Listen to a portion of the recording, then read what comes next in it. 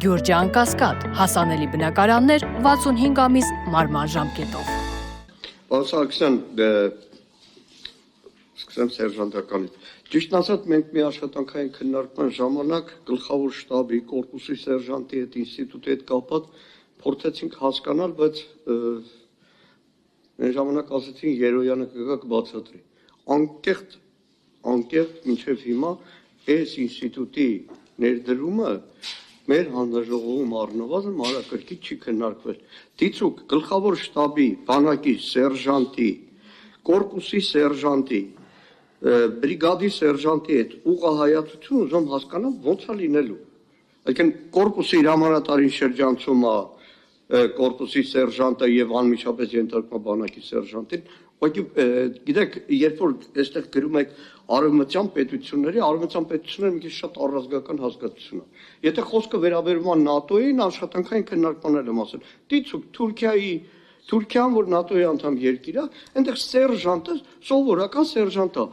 բանակի սերժանտ, կորպուսի սերժանտ, որևէ այլ այդ ուղղայած սերժանտական ինստիտուտ չկա։ Պարոն Մանուկյան, ես հիշում եմ, որ աշխատանքային քննարկման ժամանակ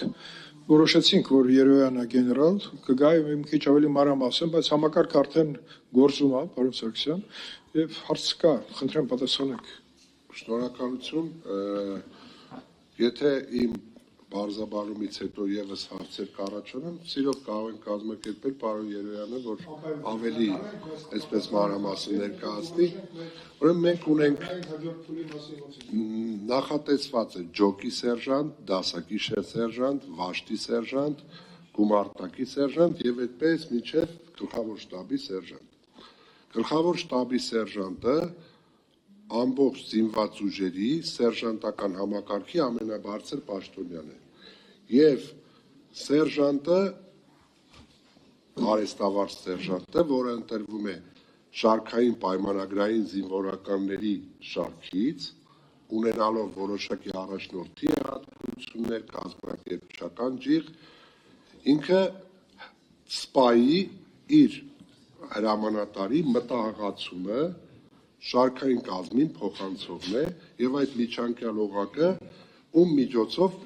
ղեկավարվելու է շարքային անձնակազմը։ Եվ այս ուղղահայացը իրականացվում է հետևյալ կերպ. գլխավոր շտաբի պետի կողմից սերժանտական համակարգին տրված հանձնարարականները գլխավոր շտաբի սերժանտի միջոցով իջնելու են այդպես ներքև եւ հասնելու են մինչեւ ջոկի սերժանտ։ Եվ այս ամբողջ կառավարման process-ը իրականացվելու է ըստ վերադասության սերժանտների միջոցով, որոնք ջոկի սերժանտը, եթե դասակի սերժանտ դառնալու համար նաև պետք է ուսուցանվի, դասակի սերժանտը վաշտի սերժանտ դառնալու համար նաև պետք է ուսուցանվի, պարտադիր, այսպես ամեն առաջխաղացումից առաջ իրենք պետք է տվյալ պաշտոնին համապատասխան կրթություն ստանան եւ դրանից հետո նոր կարողանան իրենք անձնակազմի հետ աշխատանք իրականացնել։ Շատ պարոն Սարգսյան, բնական հարց էլի առաջանում, բայց հարցերը կարող է հարցից հարց առաջանա, ես առաջարկում եմ առաջինից երկրորդ ընթերցման այդ միջակայքում հրավիրեն գլխավոր շտաբի պետի տեղակալին, որը պատասխանատու է այս բարեփոխումների համար, եւ մեր հարցերի պատասխանը այնտեղ ստանանք, որպեսզի երկրորդ ընթերցման ժամանակ հստակ անենք, որտեղ ուղղաձիգի պարագայում նման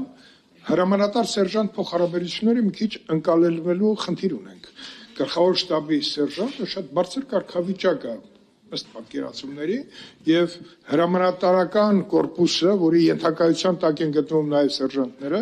այդ հարաբերությունների մեջ հանձնարարականները որտեղից է գալու ուր է գնում եւ ով է պատասխանատու այդ հրամանների կայացման եւ կատարման համար։ Պարոն Մանուկյան, ես առաջարկում եմ այդ բովանդակային մասը մենք կանենք մեր մոտակա հենց աշխատանքային քննարկման ժամանակ եւ գեներալ Երոյանը կգա եւ մենք այդ հարցերի պատասխանը կստանանք, որպեսզի հստակ պատկերացում ունենանք թե տվյալ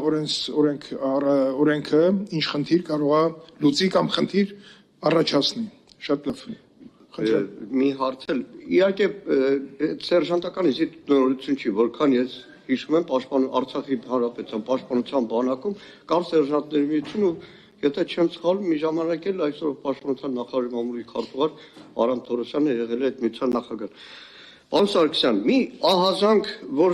տարբեր քաղաքացիներից ստացել էի, որի հիման վրա նաև Պաշտպանության նախարարություն հարցում էի ուղարկել։ Ահազանգը հետևյալն էր. 25-օրյա վարժական հավաքների մասնակիցներից,